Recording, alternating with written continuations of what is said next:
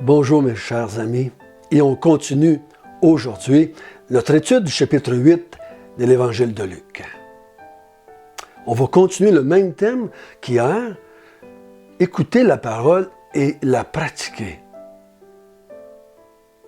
Notre bon Père du ciel, continue encore ce matin, continue à écouter ta parole en lisant la Bible ce matin. Nous voulons être parmi ceux qui sont assis là et qui vont écouter ce que tu vas dire, qui vont écouter cette parabole du sommeur. Et on veut que tu nous instruises. On veut que tu nous montres la vérité. Au nom de Jésus. Amen. Nous avons vu hier, Jésus enseignait et prêchait la bonne nouvelle du royaume de Dieu. Et on a vu que des gens qui l'ont entendu, cette bonne nouvelle-là, ils l'ont entendu de la part de Jean, ils l'ont entendu de la part de Jésus, et ont décidé d'écouter cette parole et de la mettre en pratique. On a vu que les 12 ont abandonné tout ce qu'ils avaient, ils ont suivi Jésus, ils sont devenus des pêcheurs d'hommes. On a vu Marie, Jeanne, Suzanne, qui ont décidé, après avoir été guéris de démons, après avoir été guéris de maladies, ils ont décidé de servir Jésus et les 12 en les assistant de leur bien. Écouter et pratiquer. Faire attention là. Je ne suis pas en train de dire que maintenant il faut tout abandonner et commencer à suivre Jésus. D'abord, il n'est pas là. Dans le sens que littéralement, physiquement, il n'est pas là. Il faut faire attention. Ils ont réagi de cette façon-là parce que Jésus était là. Ils étaient dans l'Ancienne Alliance. Et ils ont exprimé leur croyance envers le Messie de la façon que c'était possible dans leur temps, avant le début de la Nouvelle Alliance. Pendant que Jésus était sur la terre. L'important pour nous, ce n'est pas de dire « Maintenant, je vends ma maison, je lâche ma job, puis je vais devenir un pêcheur d'hommes à plein temps. » C'est pas ça que Dieu s'attend que tout le monde va faire. Et c'est pas tout le monde qui va dire maintenant, comme Suzanne ou Marie ou Jeanne, on va commencer à suivre Jésus, puis on va l'assister de nos biens. Mais l'important, c'est que j'ai écouté la parole de Dieu, et j'ai écouté la parole du royaume de Dieu, et Dieu règne sur ma vie, c'est lui qui dirige ma vie. C'est lui qui dirige ma vie maintenant. Et il va te montrer, comme il va me montrer, par les Écritures, dans la Nouvelle Alliance, comment je peux mettre en pratique et servir Dieu dans la Nouvelle Alliance. Pendant que Jésus est parti de ce monde, je ne peux pas le suivre littéralement, parce qu'il n'est pas là littéralement. Si Jésus vivrait à Sherbrooke, probablement que je suis un de ceux qui déménagerait de Victoriaville, puis je m'en irais rester à Sherbrooke pour suivre Jésus. Je pense que je le ferais. Mais il n'est pas là. Maintenant, Jésus est présent partout dans le cœur de ses enfants. Donc, je suis son disciple, et lui, il habite spirituellement en moi, et maintenant, je vis dans la Nouvelle Alliance, dans un royaume qui est spirituel. Et maintenant, on va exprimer, on va mettre en pratique la parole de Dieu dans la Nouvelle Alliance et dans un royaume spirituel, pendant que Jésus n'est pas là physiquement. Donc, ça va être un peu différent, bien entendu. Mais pour les aider à comprendre que Jésus n'est pas satisfait avec seulement ceux qui écoutent la parole, mais qu'il faut qu'ils passent à l'action, souvenons-nous, il s'adresse à une foule de gens qui ne sont pas croyants. Il s'adresse à une foule de monde qui le suit depuis quasiment 3 ans, 2 ans et demi du moins. Ils suivent Jésus, ils l'écoutent enseigner, ils jouissent des miracles qu'il fait, ils jouissent du fait qu'il chasse les démons, donc ils écoutent la parole de Dieu.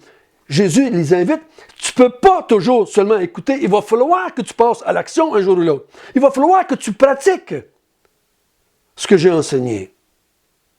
Nous allons lire ensemble chapitre 8, verset 4, jusqu'à la fin de la parabole du semeur.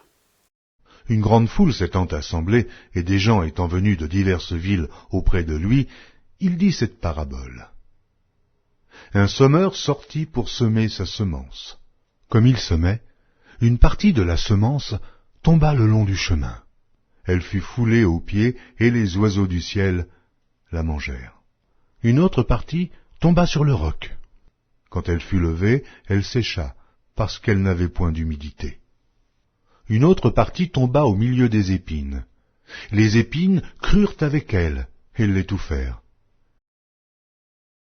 Une autre partie tomba dans la bonne terre. Quand elle fut levée, elle donna du fruit, au centuple. Après avoir ainsi parlé, Jésus dit à haute voix, que celui qui a des oreilles pour entendre, entende. Ses disciples lui demandèrent ce que signifiait cette parabole. Il répondit, « Il vous a été donné de connaître les mystères du royaume de Dieu. Mais pour les autres, cela leur est dit en parabole, afin qu'en voyant, ils ne voient point, et qu'en entendant, ils ne comprennent point. Voici ce que signifie cette parabole. La semence, c'est la parole de Dieu. Ceux qui sont le long du chemin, ce sont ceux qui entendent. Puis le diable vient et enlève de leur cœur la parole de peur, qu'ils ne croient et soient sauvés. Ceux qui sont sur le roc, ce sont ceux qui, lorsqu'ils entendent la parole, la reçoivent avec joie, mais ils n'ont point de racine. Ils croient pour un temps, et ils succombent au moment de la tentation. Ce qui est tombé parmi les épines, ce sont ceux qui, ayant entendu la parole, s'en vont et la laissent étouffée par les soucis et les richesses, les plaisirs de la vie, et ils ne portent point de fruits qui viennent à maturité.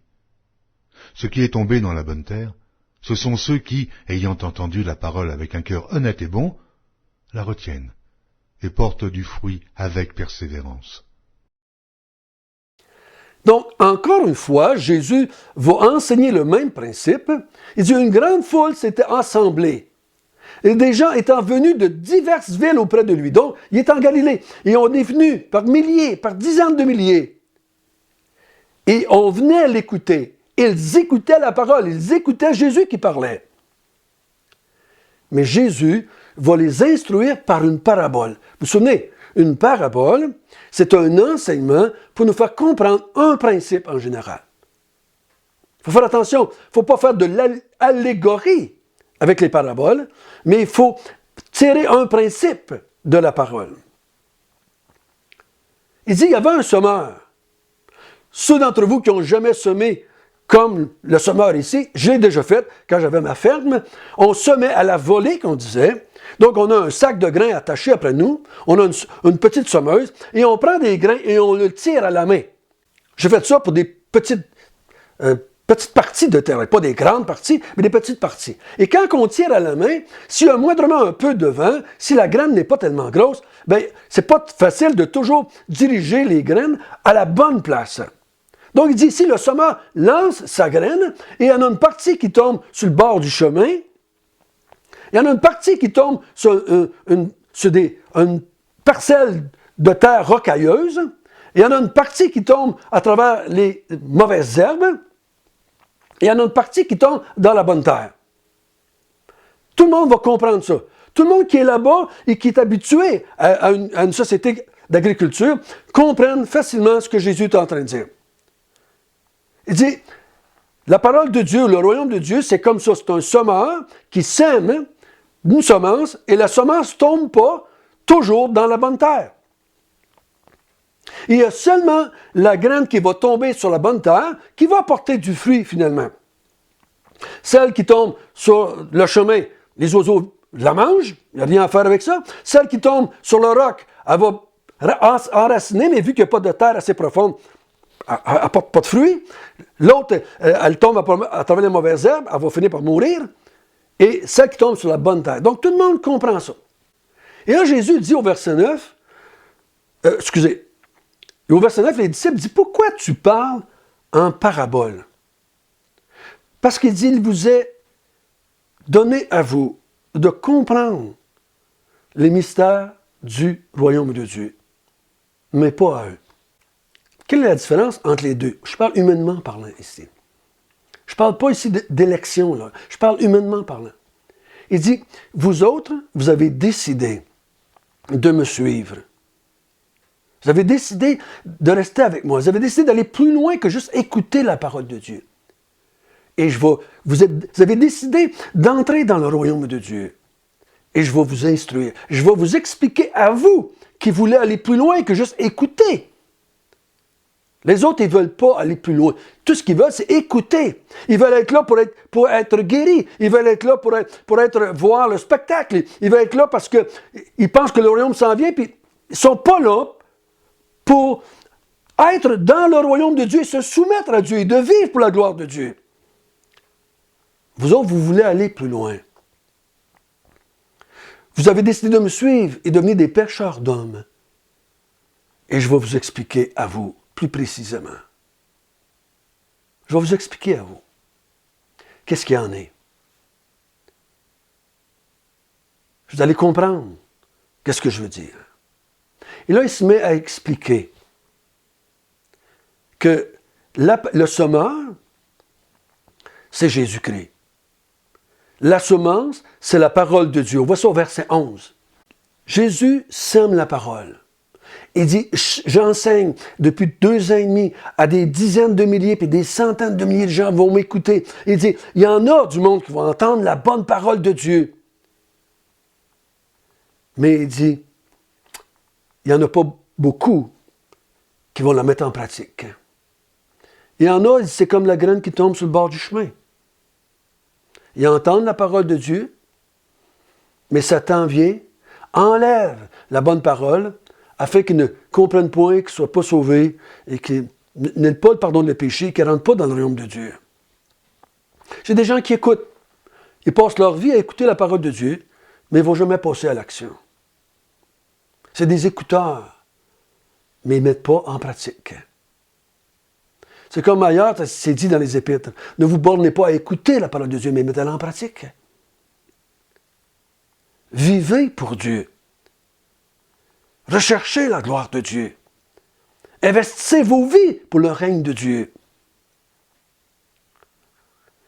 Il dit, ceux-là, ils ne portent pas de fruits. Puis la deuxième, il dit, celle qui reçoit sur la pierre, ben les autres, ils sont très heureux. Ils peuvent décider de, yes, ils vont lire le Bible, puis ils vont aller à l'église, puis ils vont se faire baptiser, puis c'est donc beau, la bonne nouvelle, c'est donc beau, je m'en vais au ciel maintenant, mais que je meurs, je vais certainement d'être sauvé. Mais il dit, la tentation vient, l'épreuve vient, et ils abandonnent. Mes chers amis, ça fait 40 ans que je suis dans les églises par travers les chrétiens. J'en ai vu tellement qui ont commencé, mais qui ont abandonné. Tellement vu. Tellement vu. Des gens qui commencent, qui vont à l'église, qui lisent le Bible, qui prêchent l'Évangile, qui vont se faire baptiser, qui vont faire toutes sortes d'affaires dans l'église, et tout d'un coup, ils renient tout cela, ils partent, c'est terminé. Ils ont cru pour un temps. C'est terminé. Il dit, la troisième sorte de terre, c'est celle qui reçoit la parole à travers les mauvaises herbes, à travers les épines. Donc, tous les deux vont croître pendant un temps. Et pendant un temps, tu ne sais pas s'il va amener du fruit, s'il va porter du fruit. Tu ne le sais pas. Mais ils grandissent ensemble. Et là, tout d'un coup, les plaisirs de la vie, les soucis de la vie, les désirs des richesses étouffent la parole de Dieu et elle ne porte pas de fruits. Ils ne passent jamais à l'action. Ils ne vont jamais mettre en pratique la parole de Dieu. Ils ne portent pas de fruits pour la gloire de Dieu. Ils abandonnent. Ça, c'est des gens qui viennent au Seigneur. Moi, je vous dis, ils viennent au Seigneur pour ce qu'ils peuvent avoir. Ils veulent avoir des miracles, ils veulent avoir des guéris, puis donne-moi une job, puis donne-moi une femme, puis guéris-moi, puis protège-moi. Puis ils sont là pour eux. Ils utilisent la religion ou la foi chrétienne pour eux. Ils sont entrés comme Judas, qui veulent entrer pour ce qu'ils peuvent avoir du royaume, pour un gain. Au lieu de rentrer dans le royaume de Dieu pour la gloire de Dieu. Et là, il finit par dire, et la quatrième terre, c'est ceux qui reçoivent la parole de Dieu avec un bon cœur. honnête et bon. Et ils la retiennent.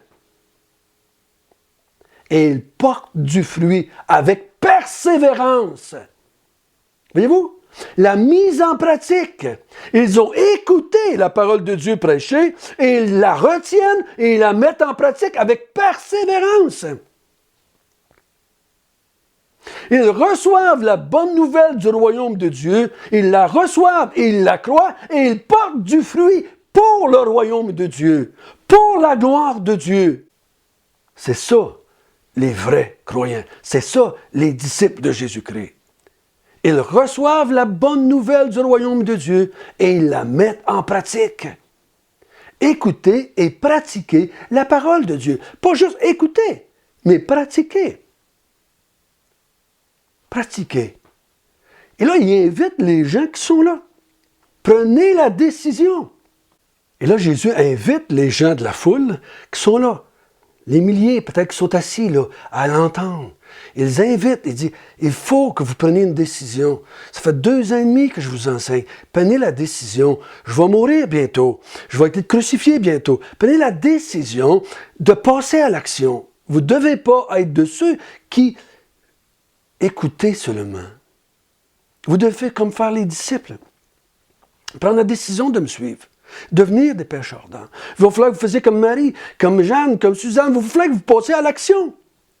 Il va falloir que vous soyez la bonne terre et que vous reteniez et portez du fruit. Il invite les gens là, non pas, il ne parle pas ici à des croyants pour qu'ils deviennent des meilleurs croyants. Il parle à des gens qui n'ont pas pris la décision de suivre Jésus. Il les invite à passer à l'action. Êtes-vous de la bonne terre? Oui ou non? Prions ensemble. Notre bon Père du ciel, la bonne semence est semée dans le monde entier présentement et t'appelle encore des gens à entrer dans le royaume de Dieu. Tu n'appelles encore des gens à entrer dans le royaume de Dieu et à porter du fruit avec persévérance pour le royaume de Dieu, pour la gloire de Dieu. Ô Seigneur notre Dieu, merci. Merci que tu règnes sur nous. Amen.